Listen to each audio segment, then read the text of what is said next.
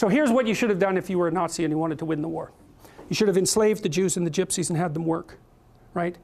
You should have had them work for the benefit of the victory, and then if you wanted to, you liquidate them afterwards. That's the logical thing to do if you want to win.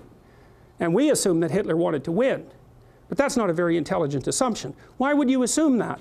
He wasn't exactly a good guy. So why should we assume that he was aiming at the good that he was promoting, even in his own terms, right? The glorious, everlasting Third Reich, right? That'll rule for 1,000 years and be a bastion of civilization and music, because that's the sort of thing he purported to be interested in.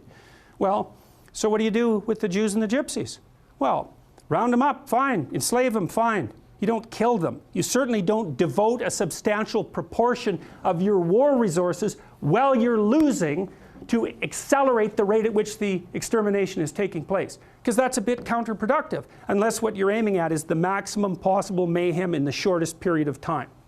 Well, so what happened as the Germans started to lose the war? Did Hitler lose faith in his own ability? No, he believed that the Germans had betrayed him with weakness. And so he was perfectly willing to accelerate the rate at which Germany was losing the war.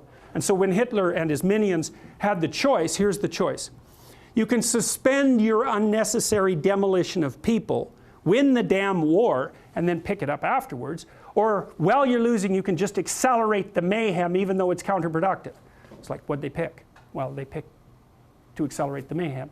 And so to me, there's an old psychoanalytic idea. I think this was derived by Jung. If you can't figure out what someone is doing or why, look at the outcome and infer the motivation. If it produces mayhem, perhaps it was aiming at mayhem. Now, you have to use that dictum carefully. If someone's irritating you, maybe it's because you're irritable and you should sort yourself out, but maybe it's because they're actually aiming at irritating you. And that's the actual motivation. So perhaps not, but it's another tool in your analytical armament. So, and so you see, well, and this is the thing about warfare that's so interesting about because you can attribute it to territoriality. You can attribute it to a war for resources. That's what I would say, wretchedly simple-minded economists presume. People fight over scarce resources. It's like, hey, we're a little bit more sophisticated than that. And first of all, what resources are you talking about? The bloody Inuit had nothing. They lived perfectly well. What did they have? Snow and seal blubber. People can live in unbelievably deprived conditions.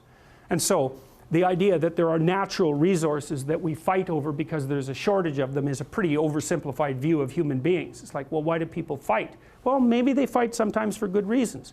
But very, very frequently, they fight for bad reasons. And those bad reasons are personal as well as sociocultural and economic.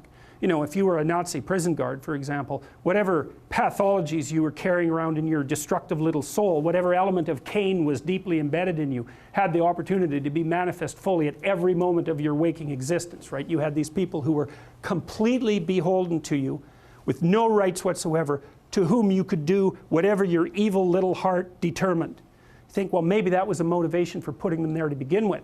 And all the cover story about, well, we're trying to build the Third Reich and we're trying to stabilize the state and we're trying to do all these good things. Maybe that's just a cover story for the real motivation, which is nothing but what?